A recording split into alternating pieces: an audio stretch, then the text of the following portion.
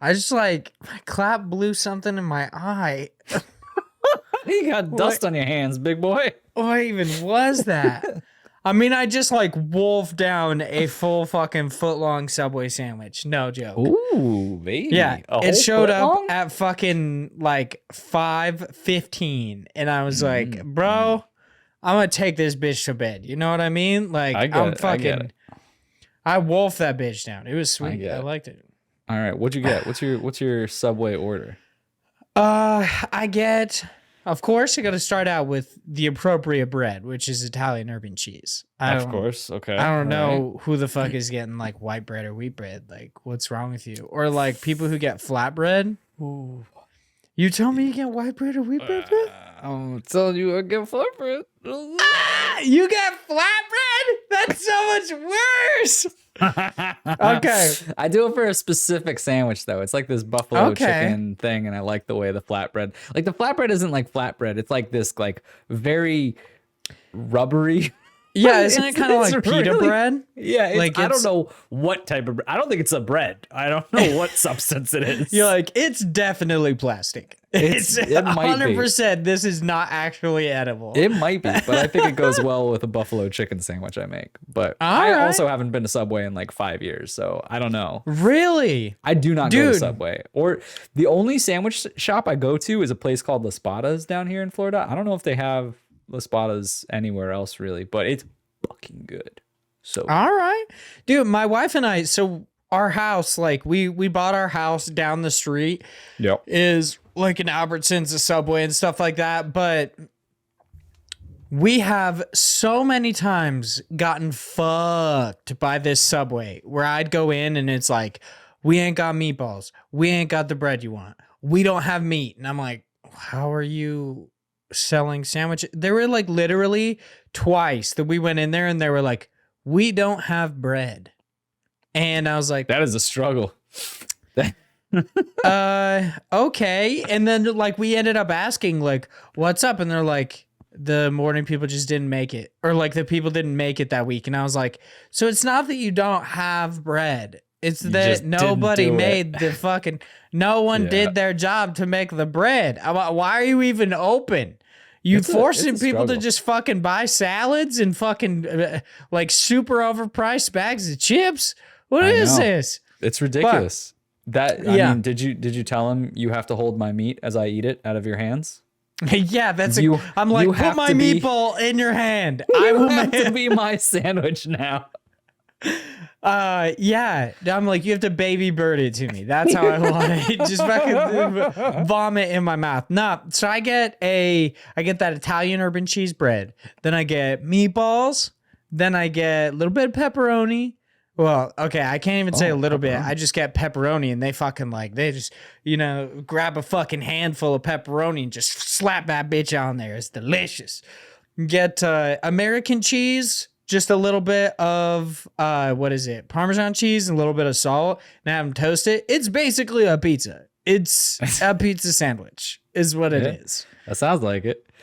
What? It's fucking delicious. It's so good. But more often than not, I go into Subways and they're like, we don't have meatballs. And I'm like, fuck you. Like straight to their face. I look them dead in the face and I just say, fuck you, Like, you ruined my life. I'm going to go die now. It's definitely their fault. That's how you should treat customer service workers. Right, dude? Right? When I worked at GameStop, everyone was a huge bitch to me. I'm just like fucking paying it forward. Are you the type of person who continues the cycle? Or are you the person who breaks it? And you're like, I'm not going to be a shitty person because I know I've been there. Or are you the like, well, everyone stepped on me, so it's my turn to be a dick. Like, no, it's kind of twofold. One, I'm super non-confrontational, so like it just makes me uncomfortable, and I'm like, I don't want to fucking bring it up. You don't have meatballs, I'll just leave. It's whatever. Once somebody they were like, oh, yo, you know what? I'm gonna go in the back. I'm gonna get you some meatballs, and like it wasn't sitting in a worm or anything. They just pulled it out of a freezer. I'm fairly certain I've talked about this before, and like they just gave me the meatballs on my sandwich. Luckily, I got my sandwich toasted, so it like actually, heated up the frozen meatballs. But yeah, it's just they gave me frozen meatballs for the most part. But I love frozen meatballs on my sandwich. That's what I'm looking for. Exactly. When I go to Subway, I'm like, but what if it was disgusting? Well, And I that's, mean, they fucking give it to me every time. Yeah, that's their slogan. Subway. What if it was disgusting? So yeah, I'm super non-confrontational, and when I worked at GameStop, I always felt like everyone is just a huge like asshole to you, especially because I worked at GameStop, because everyone is like, I can't believe you're taking my game for $2, and I'm like, I can't believe it either. Why are you selling it, bro? Like, fucking sell this shit on Craigslist. You can get your fucking $50 back. Like, the thing I loved so much. Yeah, the thing I loved so much about working at GameStop is that people were acting like I was fucking swindling them, and is like, I didn't go door to door. I didn't approach you and ask you to give me your video games for $2, like fucking 10% of its overall price. You came here. Don't be a bitch to me. Go fucking sell it on your own. Like, fuck me. Yeah, I mean, it is your fault though. I get it. I know, dude. I said as the prices. CEO of GameStop. Yeah. Standing behind the counter working there. I'm pretty sure Reggie Fils-Aimé is actually on GameStop's board of directors. I'm not even joking. I think he was, and then he left shortly after. Okay, he might have been. Okay, that might be true. But I remember that he was, and he was like, "Whoa, big mistake. Gotta bounce." Yeah, he's like, this is a bad idea. Yeah. I was like, well, back to retirement. All right. Well, speaking of retirement and such, Big Joshua, I got to talk to you about just, I mean, it kind of goes together. All right. I'm real excited to hear this transition. No, I'm not just hopping in a thing. So I just want to talk about how much fucking being an adult sucks balls. Like, for real, bro. My wife and I were just talking about this. Yeah, it fucking blows. You took for granted the fact that, like, okay, when you were a kid, sure, like, you wanted to be grown up so you could do whatever you want, but then when you grow up, you're like, actually, you know, there's just a million more barriers keeping me from doing what I want. This mainly stems from the fucking just never-ending shit sandwich that is my fucking roofing experience, where it turns out that they shorted one of our outlets and like didn't make that clear. So it was the same outlet that our garage freezer was on. So our garage freezer just turned off and everything in it went bad. And my wife and I had to clean it out yesterday, and it was literally filled with blood. It was so disgusting. That sounds rough. Yeah, dude. Never something you have to deal with as a kid. What did they say when you were like, bruh, you destroyed an outlet? I mean, we didn't. So obviously, I just flipped the breaker back. Like, it's not a big deal. Okay, they just tripped it. Okay. Yeah. They just tripped it. So it wasn't a huge deal. I just flipped it back, but all the stuff in our freezer was spoiled. Yeah. And the only thing that sucks is I wouldn't be super upset if it was just our stuff, but my parents' freezer had just gone out and they brought all their food over here. No. Well, that's what they get. They should have known that you're not to be trusted. I know, right? You. Fucking, I can't believe I did this. But yeah, being an adult eats the biggest bag of dicks. It's the worst. Why were you and Flora talking about it? So Flora and I, she has this, she always follows these random people on like Instagram and whatever. And one of them that she really likes is like a food blogger. And for some reason, she started doing these little like cards things where it's like conversation starters. And it's this little deck of cards, and on there is a random, like, here's a topic to talk about, right? It's kind of like dumb icebreakers. And every so often she'll like flip one of the cards and we'll just talk about it. Like if we're just hanging out and doing really nothing. And today she flipped one and it was like, what's the one thing you miss the most about being a kid? And the first thing that came to my mind was naps. But the second thing you still take naps, bro. I still take a nap every day. But the second thing I was like, responsibilities, 100% responsibilities. Dude, I was thinking about when I was talking with her, I was thinking about going on summer break, like from school, having that like, what was it? Like 2.5 months of just nothing. Yeah. Just nothing. I was like, there's no way in my life I'll ever get something like that again. There's nothing that compares to the amount of just like being able to sit down and a whole day go by and be like, well, I guess we'll just do that for 2 more months. Like, what? Yeah. And it was okay back then. Like, and granted, some of this is me, like my personal, just my mentality on the subject of, I know that there's so many things I got to get to, so I can't let myself do that. When I was a kid, I didn't fucking care. There's so many days where I did nothing. Yeah. Absolutely nothing. Just sat on a couch, watched TV, or like just and just did touch not yourself care. a little bit. Just touch yourself a little bit. Like, it's good. Fucking, I mean, that's like. And the days when you didn't have to fucking cower in a bathroom to jerk off, you could just like, no one was around. You could just fucking, you know what I mean? Well, that one seems very personal. I love the way your face contorted. You were just like, hold up, what? I was so on board, and then all of a sudden I was like, oh, pump the brakes.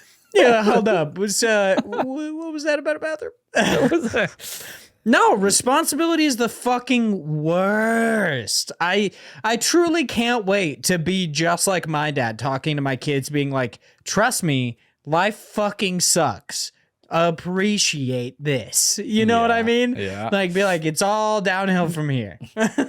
I love it. I love it. Yeah. So good. Hello and welcome to IndiePod, an indie games podcast, your weekly source for all the indie games news you need to know.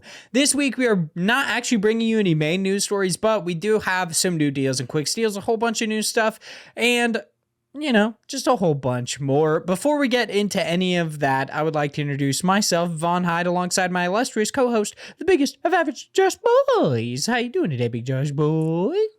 Ooh, I like that extended boy there. That was nice.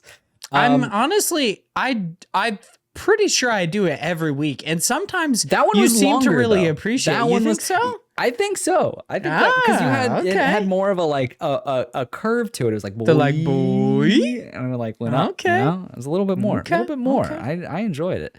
I'm doing well. It's a holiday season. I took the last 2 weeks off of the year, so I'm literally doing nothing. Speaking of that whole like I know you just fucking talking about it. But here's the thing. Here's the thing.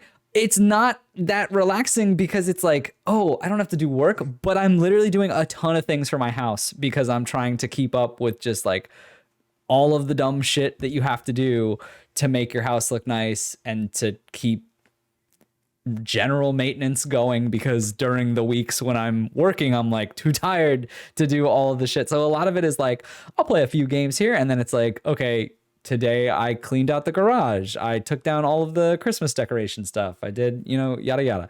All the bullshit that you have to do as a dumb adult. So regardless, it's nice because I'm not working.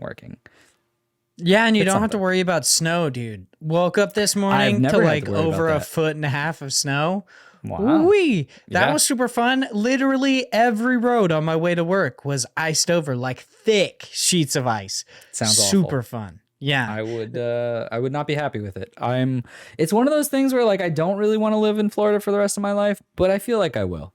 Yeah, like, but I appreciate the fact that like I don't have seasons. Except for there's like hurricane season and then like it's kind of nice.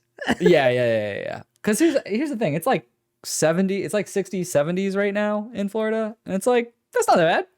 That's good weather. It's for like good Christmas t-shirt weather. Yeah, fucking, it's a little toasty Christmas, you know? I don't need to stand by a fire. I could just step outside. I mean, it's so toasty there that instead of getting ugly Christmas sweaters, you just get ugly Christmas t-shirts, bro. That's what I got, baby. Hey, I like this shirt. You know what's weird? I mean, it's a cute shirt. It's a cute shirt. I don't know that this is naturally festive. I think it's just because I'm wearing it during this time. People see it as festive. I could see that. I don't know. It's just got a little design that kind of looks like it, but because now I feel weird. I got it during this time, and I'm like, if I wear this like a month later, people are gonna be like, "Yo, Josh, what you doing with that Christmas shirt on? Take it off." I mean, that's a good point. Yeah, I don't understand why people just won't let everybody live their lives. Just fucking let them wear Christmas sweaters in the summer, whatever. Let them get heat stroke. It's fine, bro. It's true. Stop trying to take my shirt off. I'll never stop trying to take your shit off, Big Joe. Before we get into the games that we have been playing, we've got to go through our housekeeping. This week's developer interview, which of course is going live on Wednesday the 29th, is with, Lucia de Visser. Visser. I don't know. Of Total Mayhem Games, developers of We Were Here Forever. That once again, that one is going live on Wednesday, the 29th. Then why are you just on your browser? Why are you doing anything? Head over to Teespring. Check out the IndiePod store. We've got hoodies, we have t-shirts, we have stickers. Eventually, I will make masks. Eventually, that'll be like 2 years from now. Hopefully the pandemic and all this will be over by then when you make those masks. I only said that we would make hoodies for like a solid 8 months before I actually did it. So there you go. Keep waiting is what we're saying. Keep waiting. Yeah, exactly. While you're on your browser, head over to YouTube, subscribe to IndiePod. It's super easy over on YouTube. Leave us a like, whatever. You can watch these episodes. Super fun. Leave us reviews on any site in which you can do so. Specifically, iTunes helps us out a lot. One of our patrons did notify us that you can actually submit reviews on Spotify now. Yeah. I'm not 100% sure how it works or like where it's displayed or anything, but that is pretty dope. So if you do know how to, hey, leave us 5 stars. I don't know. If you fucking hate us, leave us 1 star. I'm gonna just... Like, what is this? What is this? I'm not going to be one of those bitches who's like, nah, if you're not going to give us 5 stars, don't do it. Like, it's like constructive criticism. You know what I mean? Just fucking leave us 5 stars. That's cool. What were you going to say? That quick turnaround to, never mind. Just give us the 5. So with Spotify, you don't really get to give like a rating. Like I looked at it. And it's more of, you get to give a rating, you don't get to give a review. Like it's literally just the star rating. So it's like, do you want to give them a certain amount of stars, but there's no like comments like with iTunes. So there's not much constructive criticism if you're just like 1 star, because then like, you best be giving us fucking 5 stars if you're on iTunes. Anything below, it's like I'm revoking that kiss. You know what I mean? Ooh, like, baby. Yeah, that's a big punishment. Okay. Some people in the Discord really into They're it, really looking forward to them kisses, bro. And butt pics for some reason. Yeah, like, dude. I get that I got a bubble butt, but like these bros is thirsty. Speaking of them, of course, if you give us any amount of money or any amount of your time, you are absolutely fantastic. But we do have to thank our $3 patrons and higher. So welcome to the show. I'm going to say Ryan. I don't know how I'm supposed to say your name, to be honest, but they just became a patron. I'm very happy to see you here. Thank you so much for your money, your time. You are absolutely fantastic. Ethan, a gamer for fun. John. It's just John, bro. We'll see Zach Durham, Chase Hopkins, Philip Renshaw, the one Bennett of Australia, Juno, and Sam Fitty from Canada. Thank you all so much. You are all so amazing. And Big Josh Boy has been playing some Dead Cells by Motion Twin. How you feeling about it? Of course, way back when you played it in early access. Yeah. You said that you had been waiting. Yeah. You were like, I remember you originally talking about it when you played it in early access, saying that you were going to wait for its full release. And then a solid, 25 years after its full release, you actually played it again. Finally went back to it. So this is one of those things where, like I said, I've been looking for real good comfort food games. And to me, comfort food, strangely, is games that are pretty tough and are very roguelite-esque of just, you die, you start it again, you die, you start it again. It's why I'm so stuck on Isaac, right? But I was like, I can't talk about Isaac every week. Although I will say, I'm still playing the fuck out of that game. I can't stop. He's not letting you guys know that literally the last probably 4 times we went to record, he was playing The Binding of Isaac, and he's like, hold on. Today he was like, don't fuck me. Oh, you fucked me. So letting everybody know. When you play a character that can only get hit once, the stakes are high. All right.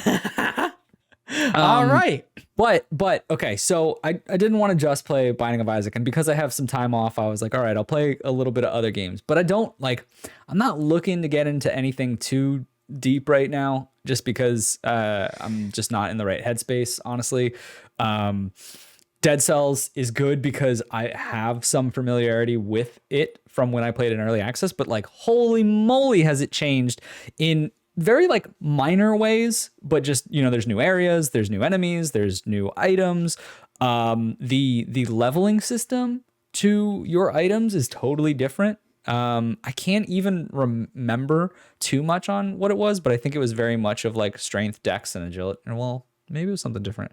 I don't remember. It's just they really tweaked up how a lot of this works when it comes to leveling your character, because as you're picking up items and as you're picking up these scrolls, you have basically like a red, green, or purple attribute that you can put points into that will then increase your health with each one and increase the damage of certain weapons based on the type that they need based on that color.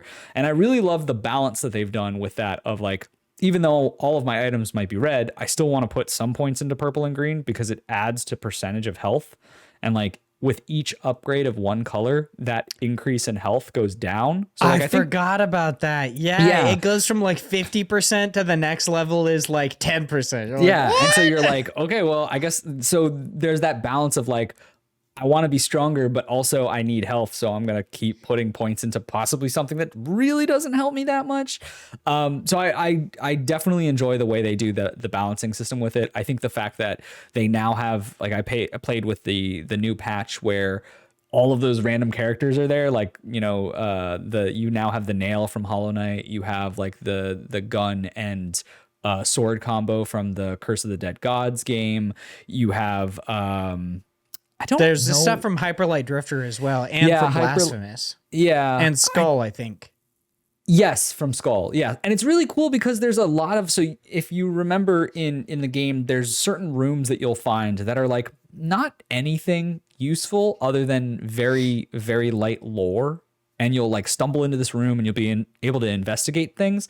And there's random lore pieces that attribute to those games. So you'll find like this map of like a ton of different bugs and like they're like just the different species, and your character will look into it and be like, why was this person so interested in bugs? And like, it gives you like a little bit of flavor to each one of those different games, but it's sporadic as to when you might find something because it's procedurally generated, but kind of scripted in a way. And what I mean by that is, in this game, there's a lot of sections that are scripted that always have the same familiar feel, but they tweak them like a little bit. I don't think it's procedurally generated. It's just like, well, I don't know.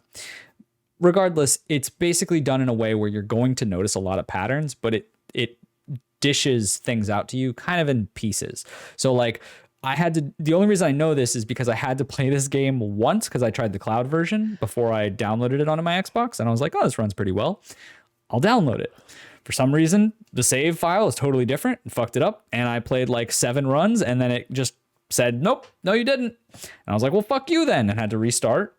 That's pretty annoying because if people don't know, you actually unlock you can unlock abilities over time called, I believe they're called cells, and you gain like new items and new perks and stuff like that. So not having those would definitely blow. Sure did, because I had to do the same thing twice. Which was basically like playing, 2-3 hours of the game over again. But what I did learn was that the same things happened in the first, second, third run. So there is a little bit of scripting as to what you're going to get. You're going to get like the Hollow Knight nail first, then you'll get the Curse of the Dead Gods gun second, and then like things like that. So I was like, okay, this is kind of interesting, but a little annoying that I had to put points into it again. I beat the game and got the next difficulty. So I'm ready to dive into that now. That was pretty fun. Damn, big Josh boy over here being good at video games. Everybody else just fucking back up, bro. We got the king here. I was pretty happy with myself. It only took me like 5-6 runs to get to win my first one. I kind of attribute that to like I played Dead Cells before and I've beaten. Like it's interesting. Before when I had first played it, they had the first boss, that one on the Black Bridge. But then I don't believe they had the second or third that I ended up fighting in the game. And I remember like this Eye of the Beholder boss that I didn't fight this time. So I think it might be just like a secret path because there's different things that you can take in the game, which I really like. Like there was a world where you're trapped in like total darkness and you have to light these lanterns as you're running, which I thought was really cool. Otherwise you take damage, which wasn't in the original early access version. And then there's the DLC, which now I'm like, kind of thinking I want to get to see what it is because there's just an area that you go up to and it's like, hey, do you want to go in? And it's like, no, not for you. And I was like, motherfucker, like why you gonna let me even try here? But I definitely enjoyed it. I like the fact that they have the time pressure and the newer one, because I don't think they had it originally, which is like don't take damage and kill a certain amount of enemies, and you get like extra souls and extra items to choose from for being like good at the game and getting rewarded at it. I think that's the only reason why I like won so quickly, is because I was able to get a ton of souls and get up to 3 life flasks, and that's what ended up just allowing me to sustain that last boss. But I mean, Dead Cells is great. Like, it is for anyone who is interested in a roguelike game, a fast-paced action game. It's a little, I think it's a little clunky with the jump sometimes, and with rolling around, it can be a little bit annoying, but like for the just general combat, for the really cool building different type of builds, which is a stupid sentence, but combining certain items to create something. Like I generally hate bows, and for some reason I was like, oh, the bows are so good in this game. And then I found an ice bow and I was like, oh, but it's so little damage, this sucks. But then it like freezes everyone, and then I used this weapon called the Nutcracker, which is just like a really high melee damage. So my tactic was literally just freeze and then bash them over the head and just repeat. And it was perfect, because they were just like, I'm frozen and now I'm dead. And it was great.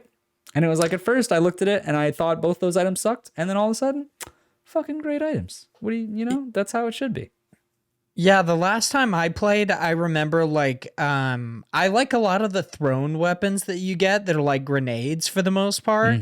And you can of course get different types of them. So you can have it to where like, oh, you throw out an ice grenade, or you throw out what would be like basically just oil. And then there are other like pieces, like utility pieces that you can use to set it on fire. So I remember having like an ice grenade, and then I believe like a turret that when I set it down, it set stuff on fire. So it ended up lighting up the oil. Like they do have a lot of like really cool synergy in Dead Cells. And one of my favorite things was the mutation part that they recently added, because it wasn't in the early access, but like you have at the end of each one of the little levels to start putting in different attributes that help you. And as you're unlocking new things, you'll also get mutations that you can unlock that will change certain things. So I had that ice build, and I got a mutation that was like, anyone who is frozen takes like a certain amount of damage over time. And so I had this bow that when they died, it would make everyone on the map next to them turn frozen. And so they would start taking damage, and then I would keep killing like one at a time, and then having their health trickle down. And it was like just this giant AoE effect. And it was really cool. It's like, it's interesting. That's one of the things about roguelikes that I love, which is having these unique combinations that work upon each other that you don't initially think about. You're like, oh, this ice bow sucks, it's so little damage. And then you're like, oh, actually, it's really good if you combine X, Y, and Z, right? And it's just got that perfect like one more feeling to it. Yeah. I very much get addicted to this game where I'll play around, and they're short enough where it's like a good, like 30-minute type run, but it's short enough where you'll play it, and if you end up, you'll be on this run and you'll be like, this is my last one, and then you'll die, and you'll die in a way where you're like, fuck, I could have done that. And you'll be like, all right, just one more. I'll just do one more. I'll get it this time. And like, I love that feeling. It's bad for time management, but it's such a good, like, it's a good game if it does that for you. Did you try getting any of the like speed trial doors? Because there are certain doors like scattered throughout the map that you actually can't go in unless you reach them fast enough. Did you try out any of those? I want to say all of them, not in every run, but I was able to get the 2-minute door, the 8-minute door, the 15, I think it's a 15. And then there's like one that's 20 something, if I'm not mistaken. But I was able to get all of the doors, as well as the 30 enemies killed without taking a hit and 60 enemies killed without taking a hit. Although the 61 is really tough to do. I only was able to do that like once or twice in the runs that I did, because it's so easy to get hit by something randomly that's like off screen, or just because you have a slower weapon. Like, that one is a lot trickier. And the thing that sucks the most is you'll get 60 kills with, like, I didn't even realize at first either. I was like being real cautious. I got 60 kills of enemies and I didn't take any hits, and I was like, fuck yes. And then I hit a spike trap, and I was like, whatever though, I already got my 60. And I went to the door and I was like, nah, you got hit. And I was like, fuck you. That's not fair. What? Yeah, like you have to get to 61 kills You have before to- it stops? No, you have to get to 60 and not get hit.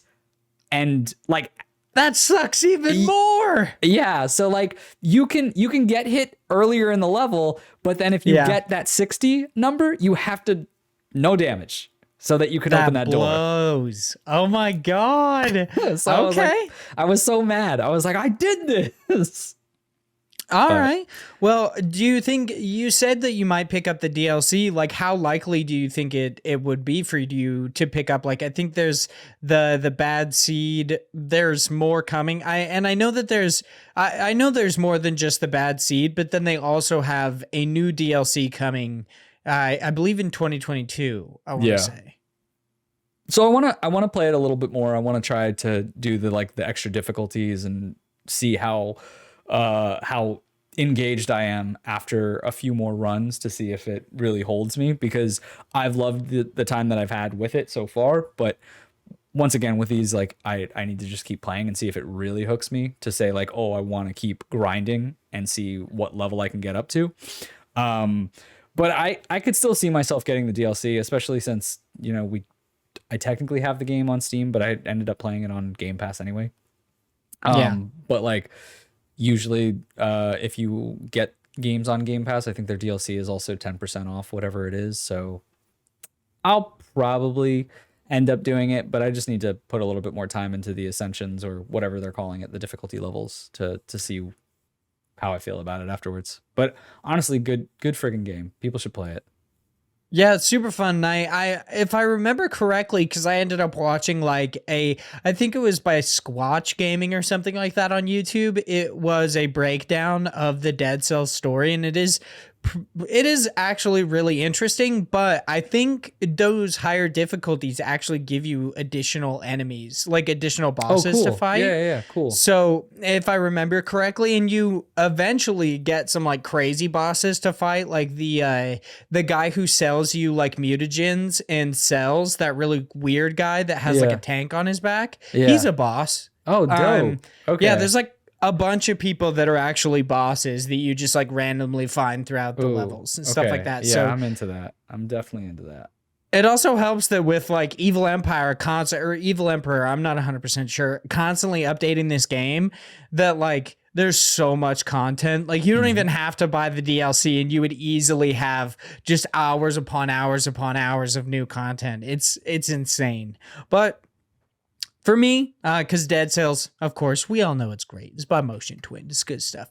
For me, I've been playing some Eastward. I finally picked it up this week. It's by Pixpil. It's something I was looking forward to for quite a while. I believe when it was announced, I think in like 2019 or something like that, or maybe 2020. Basically looking forward to it ever since. And now I'm finally getting a chance to play.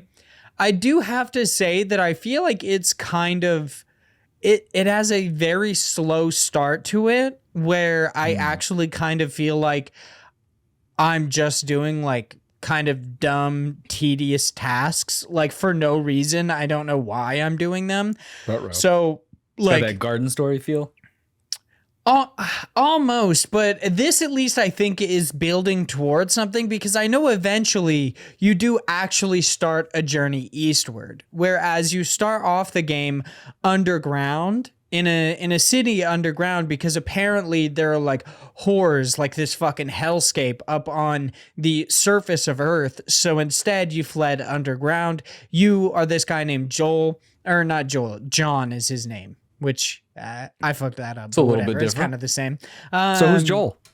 Yeah, so John he digs. That's what he does in this town. He he unearths treasures that he then gets paid in food for the most part. Like it's just how he survives. And he ends up coming across a girl in like a weird test tube. I haven't gotten to the point where it's really revealed exactly what happened and how they met each other, but in the intro cutscene, it shows it. And I remember way back when in the demo that I played, it, I believe, showed it as well.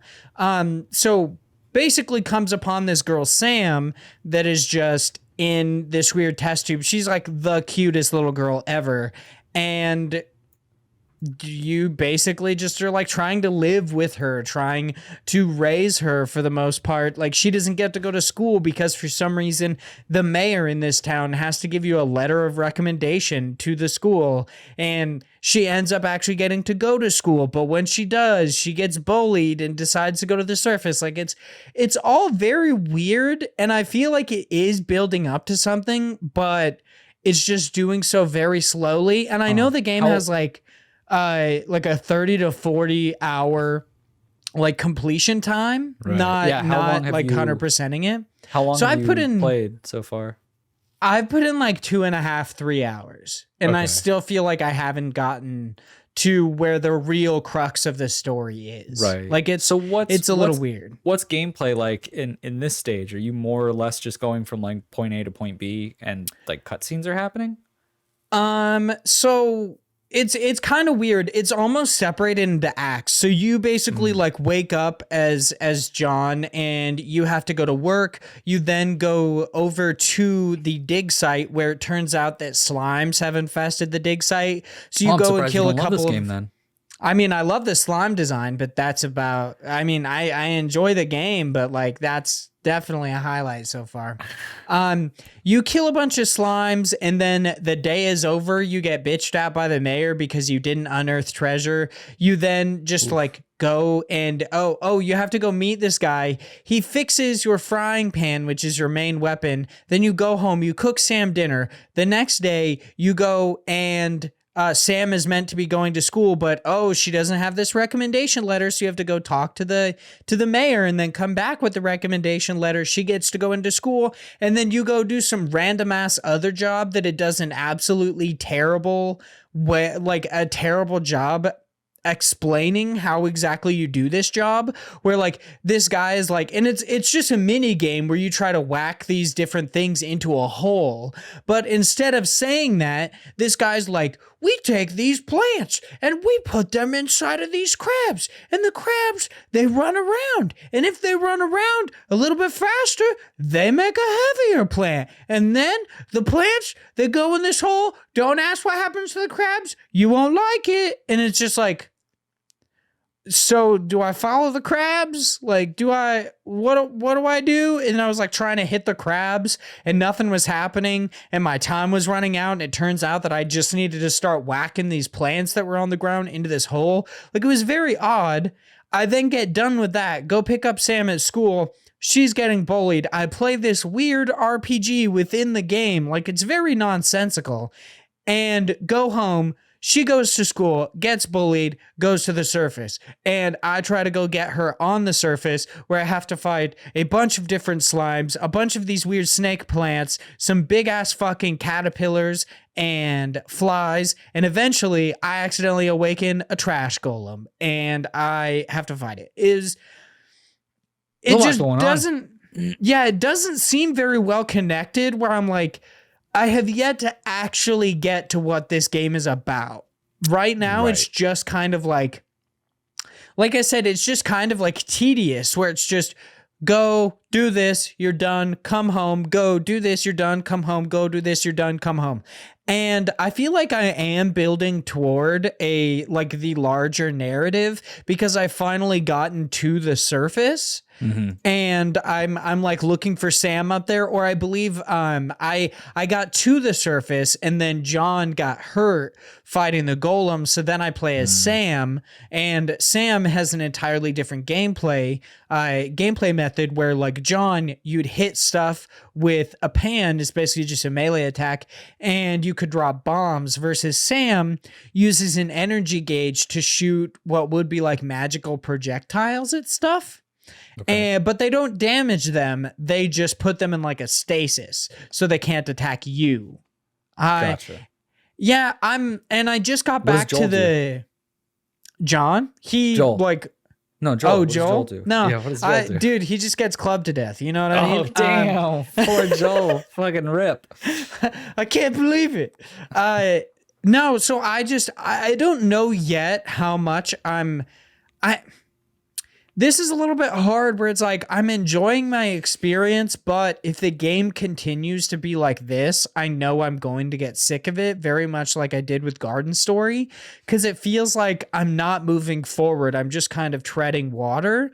But once I hopefully hit this large narrative beat where I actually start to figure out what the fuck is going on, because like Sam sometimes when she's getting bullied will have this super weird, almost like Undertale-esque situation happen where time will stop and a second like Nega Sam comes out and she's just like, you know, you've seen the surface. These guys are little bitch asses. Let's fucking go. And then Sam's like, what? Like it's very weird. I want to know what's happening there. I want to know why Sam has these weird magical powers. Like I have no idea so far. I don't know why the mayor is telling everybody that the fucking surface is garbage because like I've been up there. Sure, it's got some weird bugs, but like it's fine. I'm really excited to get into what this game is actually about, but I feel like it's taking too long to get there. But there's one thing, and I did briefly mention it a second ago. There's a full-fledged like JRPG in this game called I forget what it's called. It's like it's called Earthborn. That's what it's called. And it's very similar to old Dragon Quest games where like seemingly you can go around and gain this party, you can level up and you gain like different items. And the overall goal is seemingly to fight this demon king or demon lord. And outside of the game, if you find tokens, you can get these weird, like, it's like a gacha machine where you can get these weird, like, little statues, very similar to, like, Super Smash Bros., where you get the trophies, and you can then get things within the game that is within the game. It's very weird. Is this what people have been talking about for the metaverse? Is this the metaverse? It might be, dude. It might be. This is it. Apparently people are actually really enjoying Earthborn inside this game. Like I saw some Steam posts about it and they're like, we get it. You guys love it. That's amazing. So we released basically a whole like post about the making of Earthborn. Like, I don't even think they did a making of Eastward. It was just the making of an obscure JRPG within our game. Oh, well, it sounds like you should just play Earthborn then. I know, dude. If I don't get to this fucking major story beat soon, I'm gonna get kind of annoyed. But so far, I'm enjoying my experience. I think it's fun. I think it's interesting. The world is cute. That opening cinematic, it's fucking amazing. Sam, hella cute. It's awesome. But like, if I don't get to it soon, you best believe that fucking Loop Hero is gonna be my indie game of the year. Like I'm getting kind of sick of it. You know what I mean? It's taking way too long. But I get it. That's it for what we've been playing this week. As a kind of a substitute for our main news stories this week, I want to ask you, Big Josh Boy, because this is going to air technically on the 31st for plebes, but it's going to go live on the 28th for our amazing patrons. I want to ask if you have any New Year's resolutions for this year. We're obviously going to talk about how we kind of come up with them later on with our listener questions, but I want to know if you have any. I don't. This is a great question, and it does go hand in hand with Ryan and his comments around, when do you create your New Year's resolutions? I'm really bad at coming up with a New Year's resolution. I generally don't have anything. I also kind of don't believe they're that good because most people are like, this is my resolution. And then like Ryan kind of alluded to, in a month, it's done. And they like forget about it until like closer to the end of the year where they're like, fuck, I should have been doing that. Let's jump back into it. So, all those fucking annual gym memberships are just being cashed in for the rest of the year because the people can't get out of their contracts. I was one of those people at one point in time, just to let everybody know. Maybe like you should go to the gym. I had signed an annual contract at a gym and then moved away, but I didn't move far enough to where I could get out of it. They were like, you have to move more than like 15 miles away. And I was like, I'm at like fucking 13. And I was like, son of a bitch. What is this? That's weird. I mean, yeah, that kind of blows. But honestly, like I don't really care too much because I generally try to always work out all the time. So there's not the normal one of like, oh, I'm gonna start working out this year, or I'm gonna start. You're like, already and I'm always, a swole boy. I'm always no. I'm generally every year I always do the normal of like, okay, the holidays are over, I'm gonna start eating better. But it's not like I'm going on a crazy diet. I'm just like, I'm not gonna eat cake anymore because now the holidays are over and there's not just like abundance of sweets.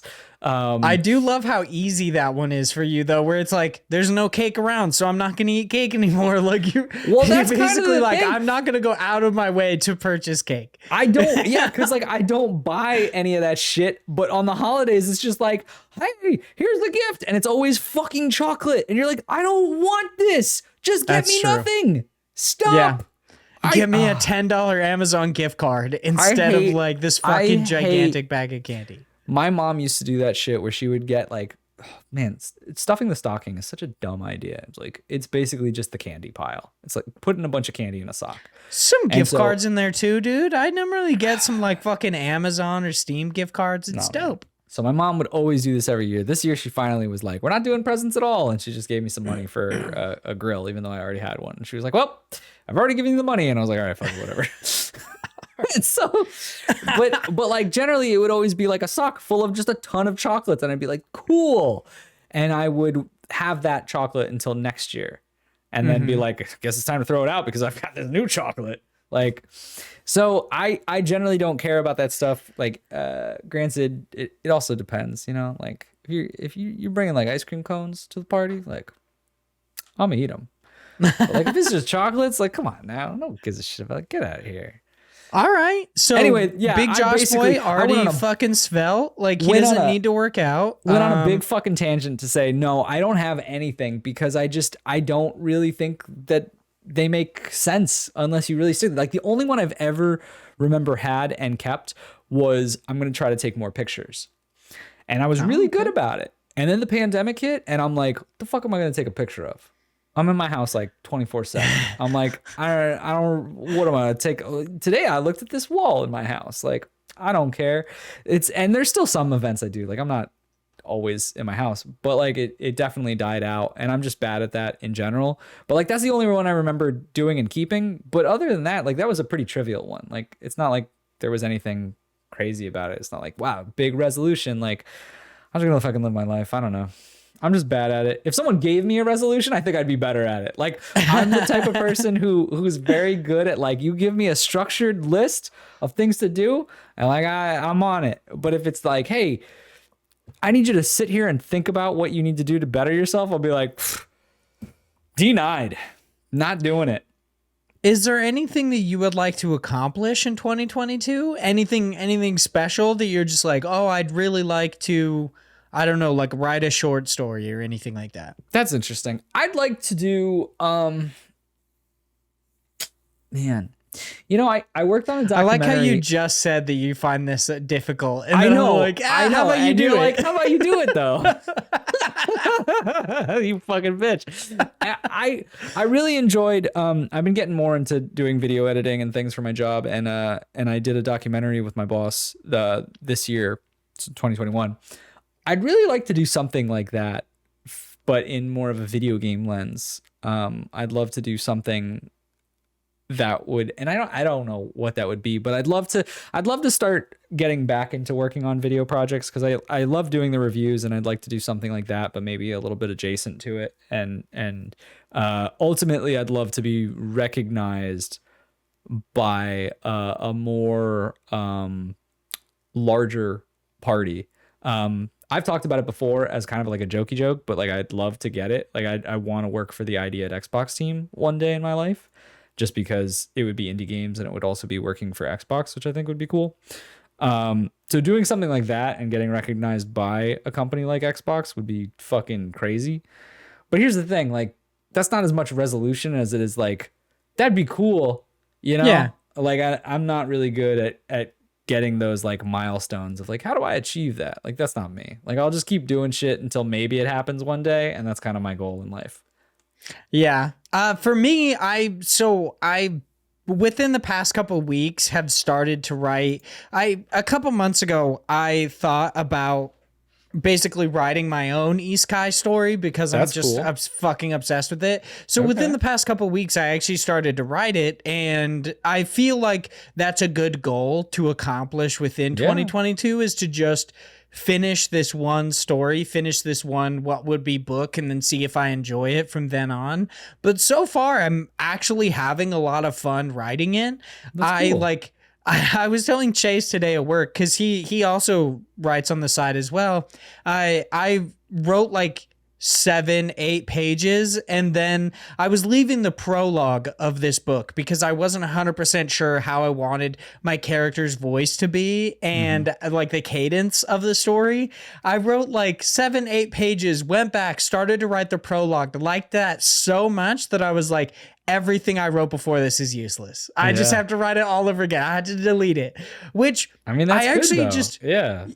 Yeah, That's I had like a crazy amount of fun doing it this weekend. Like I was playing games and I was like, I would rather just be writing. Like, and I haven't felt that way about anything in a long time. Yeah, you got to chase your passion. That's awesome, man. I'm happy for you. I can't wait to read it and be like, this is garbage, but great. Great job. Can't wait to get shit on. I can't wait.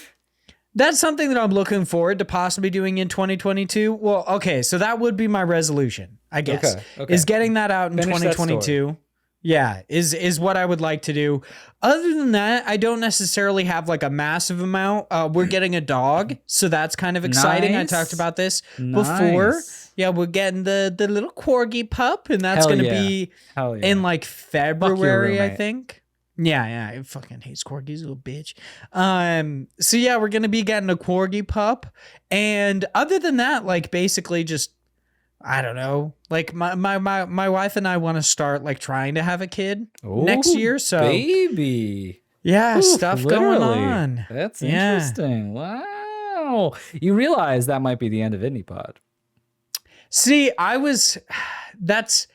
I feel like I could still make time for this, you know, like this is time consuming, but luckily I do have a partner. So like, I won't be a single dad. So I won't have to always worry about the kid on my own. Cause like my roommate is a single father, and it's like, I can see how that, like, it can be hard to juggle a child and your life at the same time. You generally shouldn't juggle them. They have very soft heads. Yeah, typically. You try not to. You know what I do? Huck them. You know what I mean? Just like, if it's going to go wrong, you better just fucking dunk them, bro. Touchdown, baby. I do a little fucking like end zone dance. Yeah. So we have covered what games we've been playing and any resolutions we might have. So let's hop into News Cram. Ooh, there's a little bit of extra juice on that Cram, Big Josh boy. News Cram is our weekly wrap-up segment where we, the hosts of IndiePod and Indie Games Podcast, cram you full of all sorts of indie games news. This week, we do not have any quick news stories for you, but instead, we do have some new deals and quick steals before, of course, getting into some new stuff. So, our first deal of this week's comes by way of IGN, where it supported that Xbox Games with Gold titles for January 2022 have been revealed. Subscribers to the service will be able to pick up Neurovoider, Aground, Radiant Silvergun, and Space Invaders Infinity Gene throughout the month of January. I would highly recommend checking out the dates on these ones because they do come and go at weird times. Like I think Neurovoider and Radiant Silvergun are available until the 16th, and then they no longer are. And until the 15th. Yeah, okay, so the 15th. Like they have weird dates. Yeah. So I would recommend checking those out and picking up whichever ones you want or whichever ones you can at that time.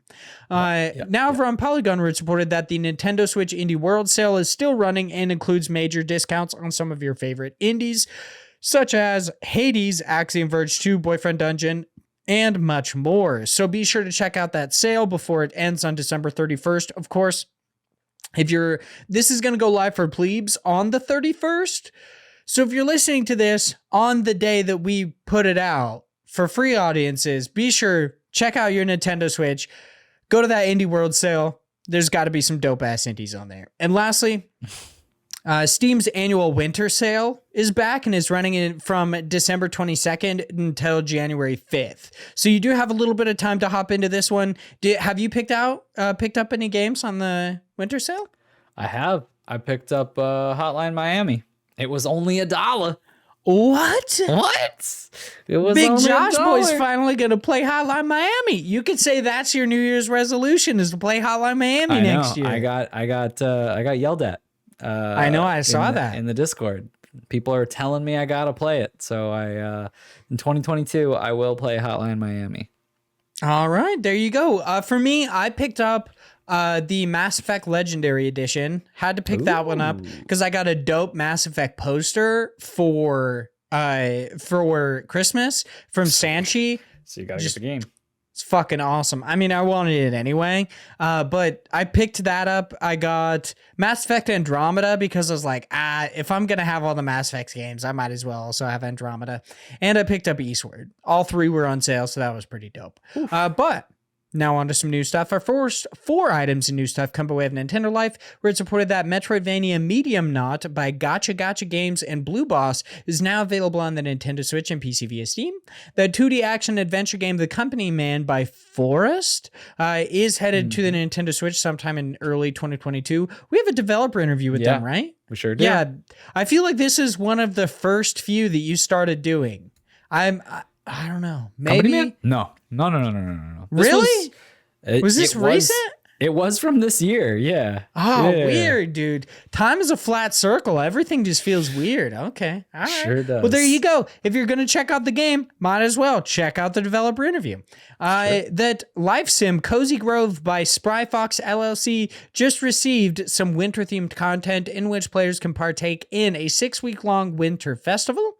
And lastly, that action RPG Warlocks 2 Godslayers by Frozen District is getting a physical edition on the Nintendo Switch through Red Art Games store. So it's like Red Art Games official online store. So I guess just look that up. I'm not 100% sure, or you can go to the Nintendo Life article where they link it. With pre-orders live at the time of this recording. So if you're a fan, you want to check it out, do so. Now over on Twinfinite, where it's reported that action RPG Weird West by Wolfeye Studios has been delayed to March 31st, 2022. I'm gonna die. I'm dead inside, Big Josh Boy. I'm not on the level of the like ghost formerly known as Vaughn Hyde, but like I'm getting there. You know what I mean? I'm pretty upset. I saw this and I was like, not cool, man. I know, right? I mean, hey, put out the best game you possibly can. Take the amount of time that you want, but also, boo. But still, boo. And lastly, the developer Eggnut, which just primo name you guys got there, has announced that a new Backbone game is currently in the works with a possible release window of 2022. But Big Josh Boy, we have been blessed with so many amazing indie game news stories that it's time for us to give back to the creators in our next segment. God bless the crowd. This is where the biggest of average Josh Boys find something awesome for us to talk about over on crowdfunding sites, and we do just so. This week we are headed over to Kickstarter to talk about a game called Cesspool. It is a chill, psychedelic. I'm having several strokes right now. You're psychedelic. Real struggling. Yeah. Maybe it was that meatball sub. Maybe I should have just been lethargic, been like fucking stupid. Scarfed it down and now it's all downhill. Yeah, my mouth is also super dry. Not fun. And minimalist JRPG in a weird post-apocalyptic world. They had an exclamation point there, so I felt like I had to do that. The developers of this, which is Triton, they are asking for $6,791. At the time of this recording, they have $1,525 with 39 backers and 23 days left to go to get in on the ground floor and actually get a copy of the game. I believe it's $14. It's the Comrade tier. You get a pre-purchase of the game to support its development. You will receive a Steam or Steam itch.io or other kind of key, I guess, whichever one you'd like, which I guess has an estimated delivery of September 2022. Of course, these are, like it says, estimated, so they don't exactly know. Sometimes they have to push it further, so maybe it come out earlier. Nobody knows. But Big Josh Boy, how you feeling about Cesspool? Before I answer that, in the risks and challenges part of this, the individual who I believe this is a solo developer working on this, they I think so. do say that the release date should be September 2022. But if there is like a big or unforeseen event that happens, they are seemingly confident that the game would be released in fall of 2022. So sometime in 2022, which is, like we talked about on Kickstarters, relatively soon when it comes to these, because sometimes you'll see it and it'll be like, wait 3 years and you'll get a game, maybe. Then you just have to kind of gamble with that. So it's a little bit quicker than usual. I would also say that like leniency would be nice with this one, especially because they do say that they are like, they're trying to get into the indie games industry, and seemingly this is one of their first few games, and they're a dad. So they do have some factors that might cause this to be pushed a bit. But full-time job, they have children, their first time on this game. You know, there's some things that could possibly affect it in a way. But that being said, I do like this game. From what I've seen anyway. I think it looks pretty good. The trailer is a little bit much for me because it has this filter on it. That's that weird overlay thing. Yeah, the overlay, which at first I was like, is the entire game like this? But it doesn't look like it. It doesn't look like it in any of the other screenshots. So I'm like, maybe this is just a filter they were trying to do for like effect. I gotta say to the developer, I don't like it. Yeah, it hurt my eyes. It hurts my eyes. And it's not, conducive to what your game actually is going to look like. And so I was like, what? Like maybe if they had a little bit of it at the start and then it like went into what it normally looks like, I'd be more okay with it. But with this, it's too much. It's too much. Bad representation of your game just to go start. But that being said, the actual game, like the gameplay and look of it, I do enjoy. Like I think it looks pretty cool. I like the very the very post-apocalyptic theme. I've talked about that. It's a big jam of mine. I just enjoy that type of setting. I'm a big fan of the turn-based RPGs. I like the fact that this individual is taking inspiration from a lot of older school JRPGs. That seems to be a big thing lately. So, there is some degree of maybe you're a bit burnt out by that. But at the same time, if this is your jam, I'd say give it a look because it does have some interesting pieces to it. And one of my favorite things about this, which is very unconventional when it comes to those that are inspired by JRPGs, is this developer has specifically mentioned that it's only roughly a 5-hour main story, and it's more around trying to cut out, the grind or the filler and be more of a concise package, which makes sense because the individual is a father who, and I think, we're not parents at this point in our lives, but I think both of us can agree that there is a bit of interest in having smaller packaged experiences lately because we don't have as much time as we did as kids. And there's like having a nice, neat story that is just a good experience that's in, a nice little neat package is great. Because I don't have the same time as other people. Granted, you might look at that and be like, I've got all the time in the world because I don't have a job. And I'm like, I got not that much cash, so I don't want to throw it. And like, that's totally fine. If that's you, I get it. But for the people who are more interested in, just a nice JRPG type experience that's more concise, this might be for you. I don't know too much about the world. There's not like that much. I do like the leveling system that they have here, which is like this kind of bubble. It reminds me a lot of strangely Final Fantasy X, even though that doesn't exactly make sense because that was more of a wheel, but it's more of like the connecting the bubbles to go to one area to the next. You could also say it's like what's the one very like Diablo game?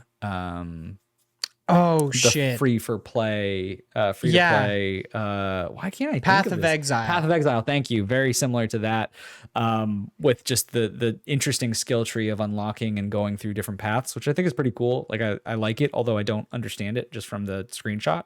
But yeah, I think it looks pretty cool. I don't know much about it. Obviously, this is kind of early. There is a demo. I haven't tried it, to be honest, but it's there for you if you want. Check it out. If it's something for you, I would recommend throwing this guy some money.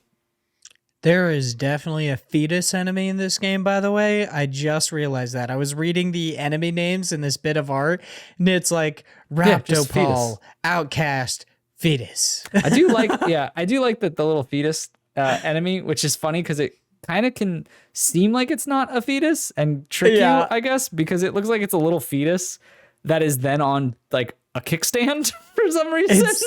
It's very odd, but yeah, I basically have very similar sentiments to you where the trailer totally threw me off and I was like, if this is the game, I don't like it. Like it hurts my eyes. Yeah. And then scrolled down to see the screenshots look nothing like it. And I was like, ooh, man.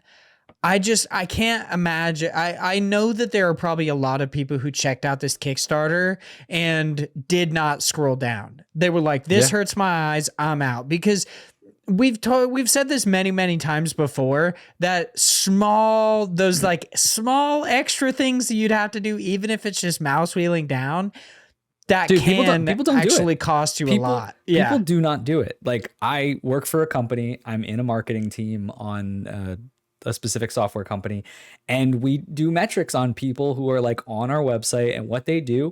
It is so often that people get to like, this is the first part of the webpage. They scroll like a little bit and then they're done. And there's a ton more of the page that just no one gives a fuck about because they're like, I'm not scrolling. Yeah, they're like, you think I got the TLDR, bro? Yeah, it's pretty insane. But the game itself actually does look really good, and that like 5-hour main story, and they contend that like this will be a quality adventure. They're just cutting out a lot of the fluff of your traditional JRPG.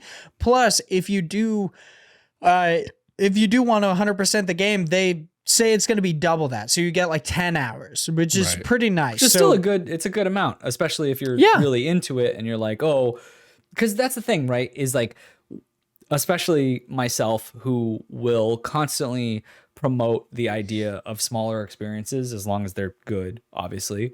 There are those times where you're like, it's a smaller experience, but then you're like, oh, but I want more, right? And that still gives you like, you get basically double that content if you want. If not, if you're just looking for that 5 hours, like you're good. Yeah, definitely. I think the enemy designs look really interesting. I think the characters designs look cool. Granted, like I also really like what seems to be this like just massive slew of customization options that you can go through. I don't mean like artistic customization. I mean like the battle customization, like you were talking about, the kind of like skill tree or skill path. That's really, really dope. But yeah, I think the game looks really cool. Maybe I'll actually check out the demo to see if it's for me. But really, if it has that overlay that's in that trailer, I will not play it. It legitimately hurts my eyes. I agree. But I agree. And you know what? There's no tears that you hate in this. Really? There's no like, oh, thank you. To it. Wait, did they have a design our shit? Because that one always gets me too. No, I don't think so. No, create your own monster side quest. Yeah. Bitch. Stop trying to make me make your game. No, I'm just kidding. It's whatever. People enjoy to do that. They sure do. Yeah, the game looks really cool. Any last little bits you want to say, Big Josh boy? No, I think this pretty much covered it. I think it's good for people who are looking for a shorter JRPG type game. There's a demo. Check it out if any of this sounded interesting, because the demo is going to be a better representation than us babbling on. Yeah, definitely. Once again, this is Cesspool over on Kickstarter. Check it out if you like it. Still got 23 days left to go at the time of this recording, so you've got quite a bit of time, but you might as well check it out while you do have it. So, Big Josh boy, let's hop into these listener questions. Mr. Philip Renshaw, the Wombat Emperor of Australia, writes in and says they actually wrote these questions in for last week's episode, seemingly, but we had recorded a little bit early, so yeah, it was a little bit thrown off, so we're going to answer them now. Don't you worry, Phil. We'll get to them questions. You know what I mean? They write in and say, what were some misconceptions you had about the opposite gender when you were younger? For example, I always thought that as that as guys had urinals in our toilets, girls must have had something unique in theirs, and I was desperate to find out what it was. Finally, I gained the courage to go in after making very sure that there were no girls inside first when I was about 10 and was extremely disappointed only to find regular toilets in there. Okay, here's the thing. Lame.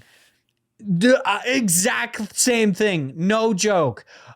I wondered about what girls' like restrooms had looked like for the longest time when I was younger. And then I worked at an arcade and had to clean girls' bathrooms. And I was like, only thing that's different, some women's bathrooms got tampon machines and they got those weird like little like tampon trash things inside stalls, which are gross, by the way. Not fun. But other than that, it's just like a bunch of toilets, which like, bro, men's rooms need more fucking just normal toilets. They always put in like 2 and then have 65 urinals. And I'm like, bro, I gotta dump out. What are you doing? Yeah. Like, there's not enough normal toilets in this bathroom. But it's a true struggle. Do you have any misconceptions when you were younger? Maybe I did. I honestly don't remember. I got pretty shit memory. But same. I can't think of anything that is as good of a story as Phil's. General misconceptions. Like, I'm sure I had certain things that were like, I don't understand. Like, why don't they have peepees? Like, who knows? Right.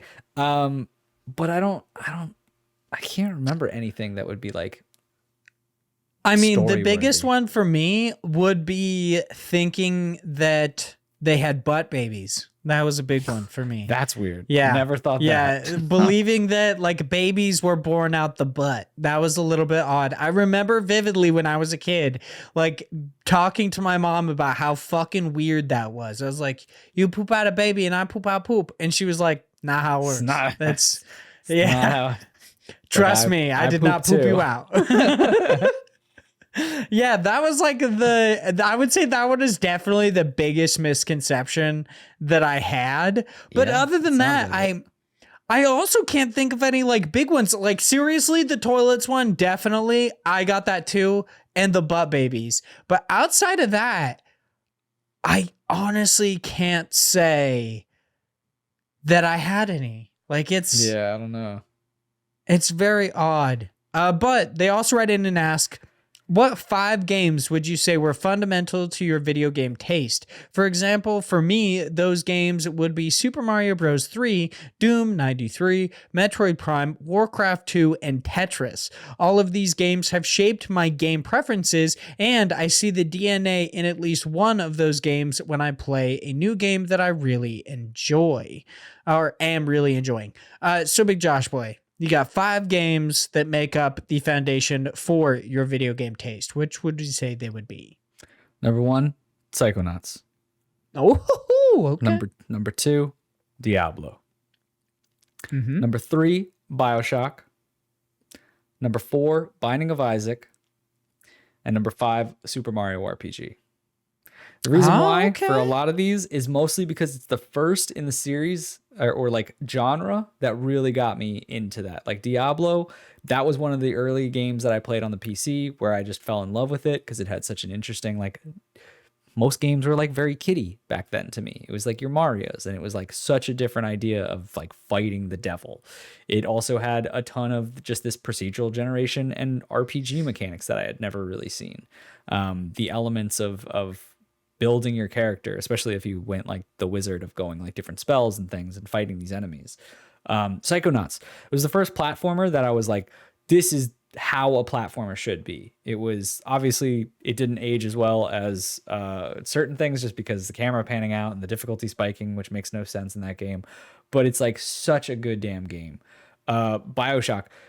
That was the first game where I really learned that I do like first-person shooters. I never cared for many shooters, but I loved the fact that it had a good story to it and it had those like superpowers as well. And that's like what hooked me. It was having that extra of not just like, I shoot someone and they die, right? Like there was a little bit more depth to it. Binding of Isaac, I don't have to say anything to this. People know why. Super Mario RPG, it was just the first RPG game I ever played, the first time I'd ever seen turn-based elements in my life and been like, oh, this is fun. And it's just, that's it. All right. So for me, I guess I would have to say for number one, it would be, I feel like I do have to like, however much I feel like this series itself has kind of gone downhill. I would have to say that specifically Pokemon, like the Sapphire, Ruby, and Emerald, the third generation, really shaped a lot of my taste when it comes to video games. Like, or just kind of in general, like the cutesy creatures, I'm just infatuated with them. It just bleeds into everything where like, I feel like one of the major reasons that I love Hollow Knight so much is that like, sure, it's this dark and dreary world, but it's just inhabited by these fucking adorable people. Like, I just love it so, so much. Yeah. And so I'd have to say that really probably started with Pokemon, and my whole fascination with collecting probably started with Pokemon, or at least it kind of was, I guess, developed by Pokemon. My second one, I feel like I have to put Fable in there, but I'm not 100% sure whether I should say Fable or Fable 2, because I am a really, really big fan. And you know what? I'm going to go with Fable, really, because that's the game where I first really fell in love with choice and consequence. Where it has that morality system that I look for in a lot of games now, not necessarily as binary as Fable, where it's like, oh, okay, you like eat a fucking piece of pie at the wrong time of day, you're a bad guy. Like, not necessarily that, but just actually having a consequence for the things you do in a video game, I thought were really cool, outside of like possibly losing gear, among other things, or losing some XP or whatever. Number three, I would actually definitely have to say RuneScape was like a big game when it came to my taste as a kid, especially with my infatuation with fucking MMOs now, where it's like I'm constantly just looking for that comfort food of just something kind of mindless to do. And that all stems from RuneScape. When I was a kid, it was free. So it was the game I played just on my PC. Basically any PC could run it, so you wouldn't have to worry about it. Basically all my friends played.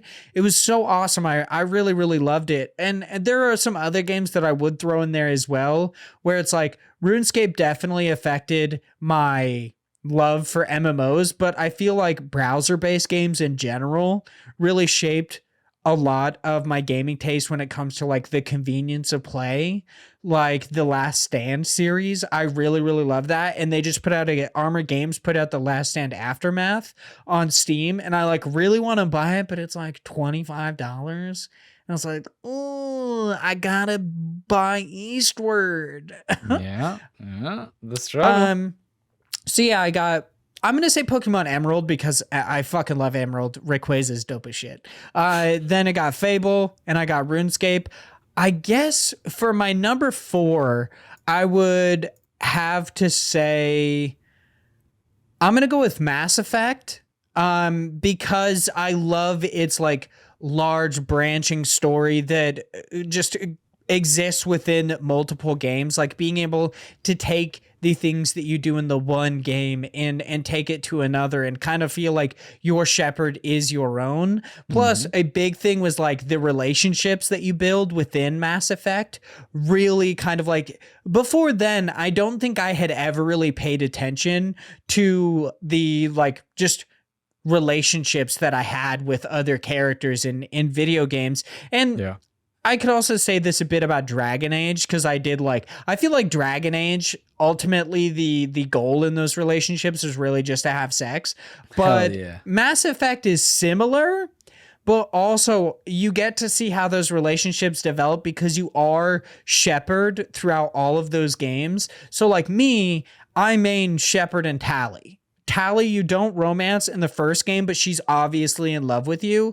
And then Mass Effect 2 and 3, to carry that over and to see how that relationship grows and really begins to like blossom into something, made me fall in love with that. Not to mention like just I would say third person shooters with RPG mechanics. I fucking love them. Like they're so good.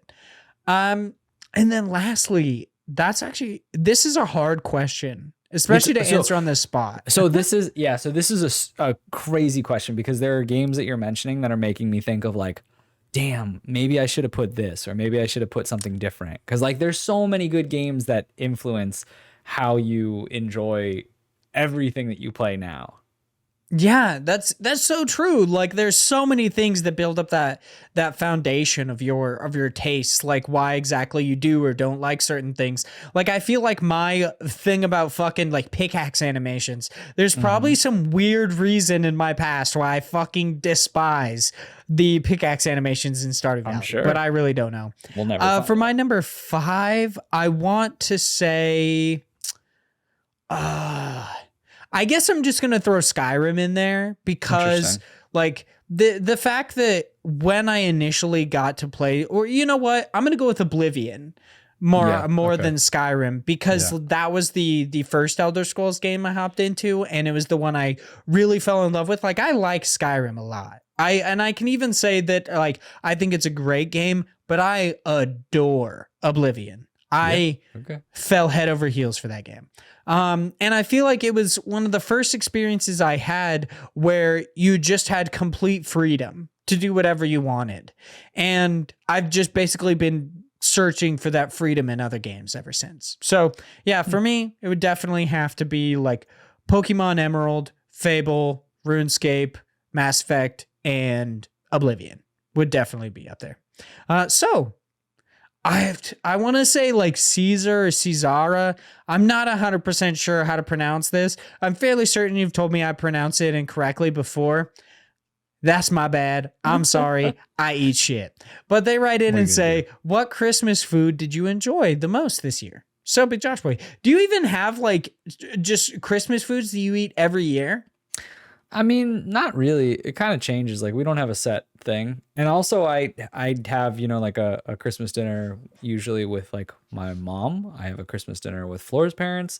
I have a Christmas dinner with a buddy of mine. I always go to his family's house because it's just like a weird tradition we have. So like it's always different what they do. Like with actually like twice in a row, funny enough, I ended up doing, there was ribeye steaks, ribeye roast. And then with the other one, it was just like more casual, and it was. I thought you were gonna say more cow. More like, cow. Jesus, dude. Honestly, at the end of this, like my wife was talking to me. I think it was today where she was saying like what we were gonna have for dinner, and I was like, no more fucking meat. I was like, I can't do it anymore. I was like, we've had way too much steak. It's great, but like. Gotta like pump the brakes just a bit. You're like, I'm gonna eat some like fucking just some cool broth for a couple of days. I'm gonna have an IV drip, no big deal. Yeah.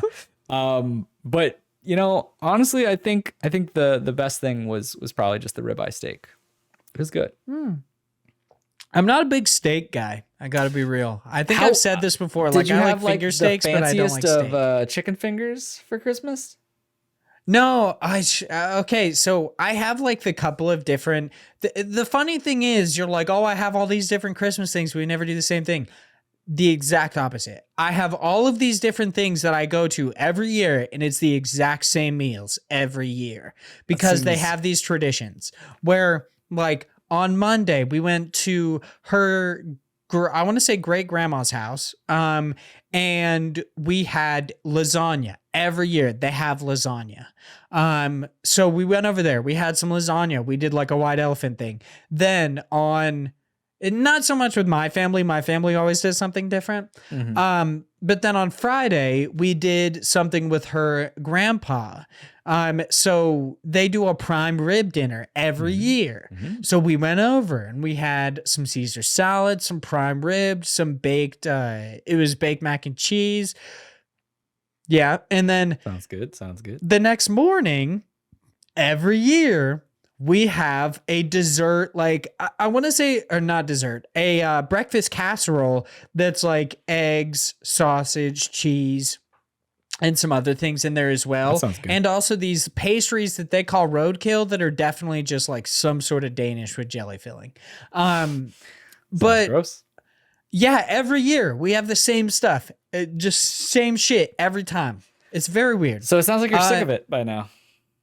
Not necessarily. Like, I've never liked the prime rib because I'm just not a fan of prime rib. Okay, here's the thing. I don't like lasagna either. I've said this before.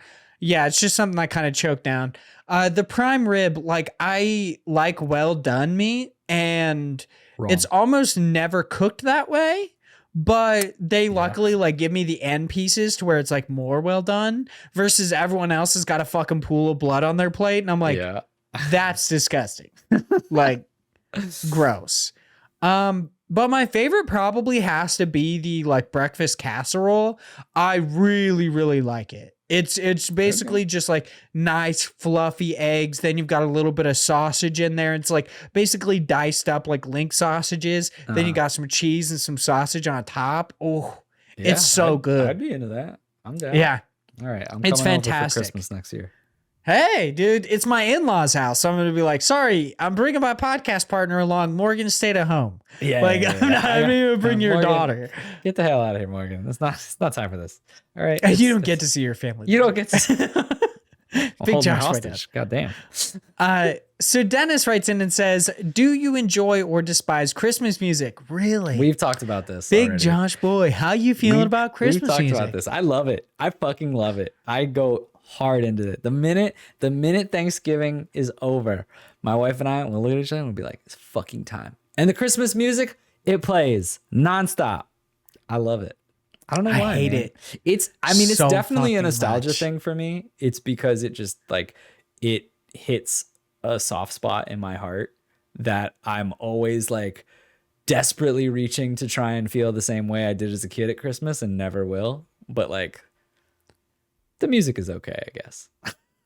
I feel like the Christmas spirit just saps all creativity out of artists where they're like, let's make the same song, but edgy. Let's make the same song, but like a surfer boy. Like, it's just so annoying. Stop. You don't like Surfer Boy Christmas?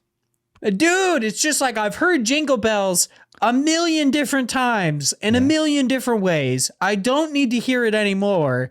It's a shit song. Leave me alone. Like, it's just the same fucking songs. And no one, like, everyone is like, oh, it's the holiday cheer. And it's like, I want that Christmas song that talks about the reality of Christmas. How it fucking sucks. How you waited until the last minute to get your goddamn presents. How you fell off your roof trying to put these dumbass Christmas lights up. How you can't drive to work because there's like a pile of snow on your car. There's songs like this. They're out there.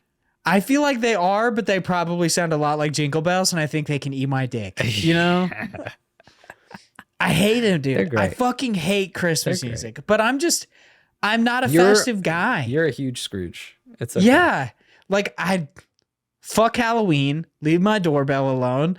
The only thing that sucks about that is, like, I don't want people in my neighborhood to think that, like, I'm doing some sketchy shit, and that's why I turned off my light. But it's like, don't fucking come up to my door. You know what I mean? And then, like, fucking Thanksgiving, you're gonna have it's to, cool. You're gonna have to change that good food. attitude, buddy. When you have a kid, that shit needs to go away. See, that's the thing. The kid will make it cute. I'll be totally fine with it then. It's like, I'll fucking dress that kid up. We go trick-or-treating. I got no problem. Like, that's going to be dope. Thanksgiving, I mean, it's just basically gorge yourself. So that's kind of cool. Like, Thanksgiving I've never hated, but it's like way too festive for basically celebrating what would be a massacre of like fucking an entire like indigenous civilization. But what about the turkey? Yeah. And I don't know, Christmas always pissed me off, but once again, that kid will make Christmas fucking cute as shit. So I'm totally cool with it. It's like, once I have kids, I don't think I'll get festive, but I think the fact that I'll be able to look forward. Yeah. I'll be able to look forward to how cute my kid is going to be, that I'm like, all right, I'm cool with it. Like, whatever. I'll fucking put on Jingle Bells and they can sing it. Like, I don't want to make, the one thing is, when I have kids, I'm so terrified that I'm going to imprint on them like all of my hatreds and fears. Yeah. Like, that's why I'm getting a dog, because I am made uncomfortable by dogs. So I want my child to not feel that way, because everyone fucking thinks I'm weird because I don't like dogs. So I mean, you are. yeah. That's okay. And I don't want my kid to be a Scrooge. So there you go. I'm going to try to change it. But yeah, nah, fuck Christmas music, dude. Don't worry, Dennis. buddy. You're going to fuck I up feel those like you did kids this on purpose. regardless. Oh, you best believe I will, bro. There's nothing you can do. Everybody fucks up their kids. Especially just how because it works. every generation is just like, they constantly impart wisdom, and then it takes until like midway through your 20s that you actually figured out that your parents weren't just dickheads. You know what I mean? Oh yeah. Unless your parents were just dickheads, you know? I mean, there are a lot of cases where that's happening. But yeah. Yeah. Yeah, definitely. It's fine. So you gotta tell me if this is Ryan or Ryan. Yeah, it's like Ryan.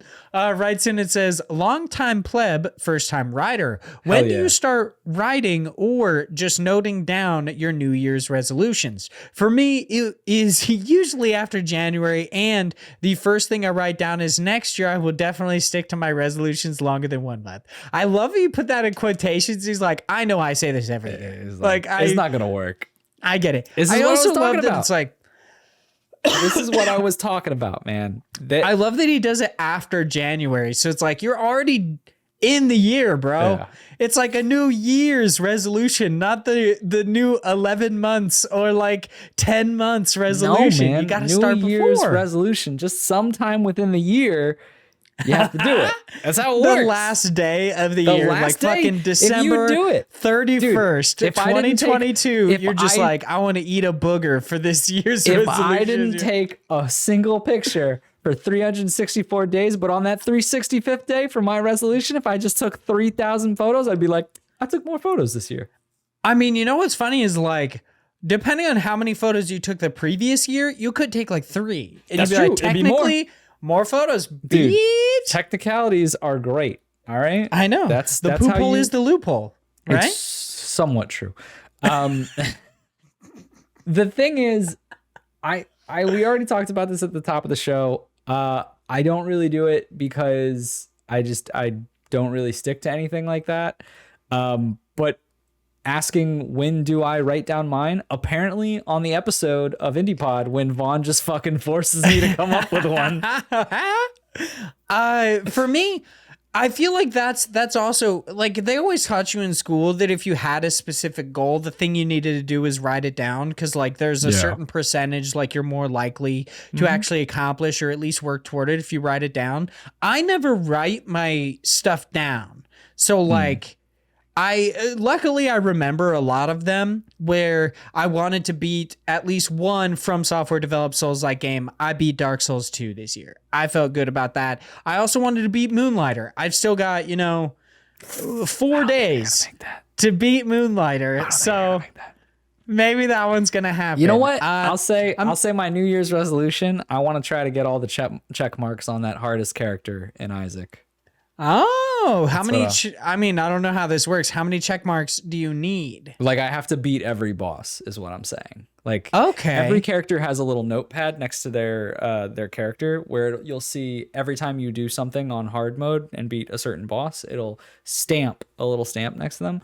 I have what I think is one of the harder bosses, like one of the hard like top tier bosses defeated with him, but like that's it. Okay. I still need to do like if I beat the Mega Mom, Mega Satan, and the Beast, I'll be like, yeah, okay, I did it. And that's what you want to do for 2022? That's what I want to do. Okay. It's my resolution. All right. I'm gonna beat them. But when I Unless I get normally bored start of the coming game. up with them is basically like the last week of the year. Is basically like, that right now would be like December 26th through the 31st. That's basically when I come up with them and I'm like, let's see how long this shit fucking lasts. I don't know. I normally like in many years past, I don't necessarily have like very strict New Year's resolutions where I just, I guess this year, okay, so we can come back to what would be New Year's resolutions. I want to finish my book. And I'd also like to drink less soda, which I've actually already been doing. I no longer have like kept soda in my house. When we go out to eat, I don't get soda. I just drink water. Like, the one caveat being I have an energy drink every day, which is basically like soda. You should keep drinking soda and stop that shit, because that's the real killer. It's gonna kill me. It's fine. Yeah, that like shit my is heart's not probably the size of like a fucking bowling ball. It's fine, dude. I think you should definitely cut the energy drink, not the soda. I mean, you should do both, but like if you're gonna pick one, I feel like energy drink is the worst.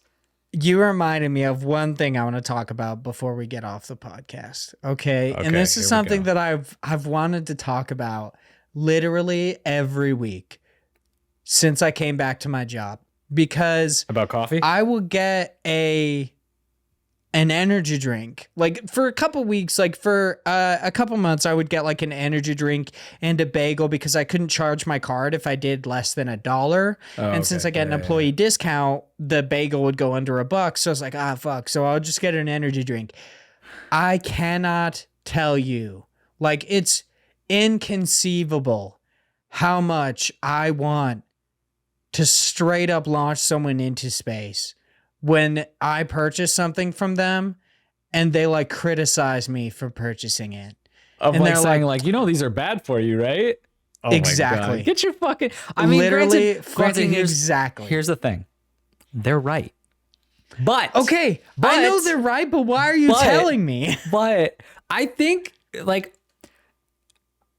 they're right, but I think we all fucking know they're not good for you. Like, who's the one person that they're gonna say that to and be like, fuck, are you serious? I thought it's like, healthy. Cigarettes cause you cancer, and it's like, can give you cancer, and it's like, no. Like you're gonna have a change of heart and be like, fuck, you're right. I don't need this. And here's the thing, like they'll be like, oh yeah, I've gotta say it. Like, I would feel bad with that. Why? Why would you feel bad without saying this? You're not changing my life. You're not, literally, I love that, like, they will essentially be like, oh man, you got to stop drinking those. They're bad for you, as they put like an entire bottle of sugar into someone's coffee. And I'm just like, did you tell them that was bad for them?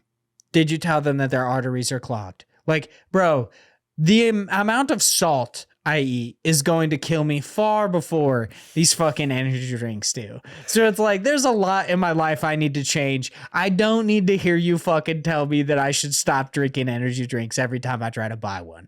It's like, just fucking shut your damn mouth. You know what I mean? No, like, I agree. But you know what? I also think probably stop drinking. I should probably stop drinking them. See, I don't mind. Me and you, we're friends. This is a complete stranger being like, you should stop drinking those. And I'm like, bro, what? You should stop bringing your kids to work. Leave me alone. Like, fucking, if you want some shots fired, I'll shit on you all day. Like, leave me alone. I just want to get my fucking energy drink. It's like, I hate it so much, dude. I hate it. It's just so annoying. But I feel bad for, this is kind of like a bit off topic, but so is this whole episode. I feel kind of bad because this episode really, like, if people just for the first time tuned in to this episode, they're like, I can't wait to learn about some indie games, and it's just our fucking lives for an hour and a half. They're gonna be like, who are these people and why won't they talk about games? I feel like it's more often than not that. So like, it's good that they learn. It's good that they learn like very quickly what this podcast is going to be like, so they can decide whether or not they enjoy it. If this is your first episode, go listen to the indie dev the interviews. Listen to the indie dev interviews. It'll be way better for you. If you want to learn about some fucking indie games. Yeah. Otherwise, if you want to hear about fucking me despising people who criticize me for my purchases, yes, let's then you're at the right place. Yeah, you got the right episode. But that is the end of this episode. Thanks everyone so much for listening. If you would like to chat with us outside of the show, you could do so in a bunch of different ways. Specifically, be sure to follow us at IndiePod over on Twitter. Of course, we talk about new developer interviews going live, the episodes going live, just standard indie game speech over there. You know what I mean? It's just the indie game community. We're like, hey, the indie game. You know what I mean? You know how much we talk about those things.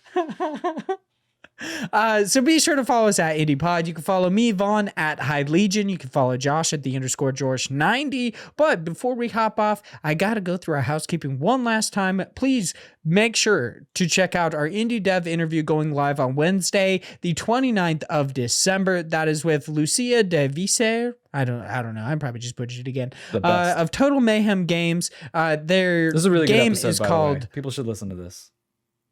Wow, there you go. Their game is called We Were Here Forever. Take Josh's little bit. Be like, hey, just fucking listen to that bitch. It was good. Head over to the IndiePod store where you can pick up t-shirts, stickers, hoodies, masks eventually. I was thinking about not even saying it that time.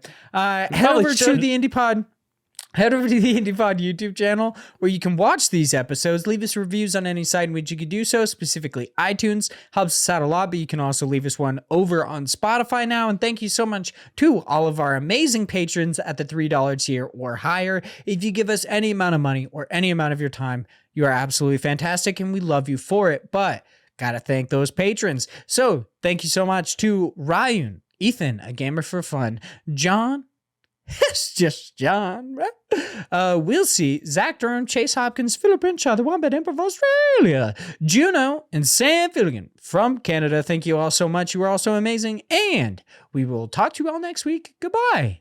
Bye.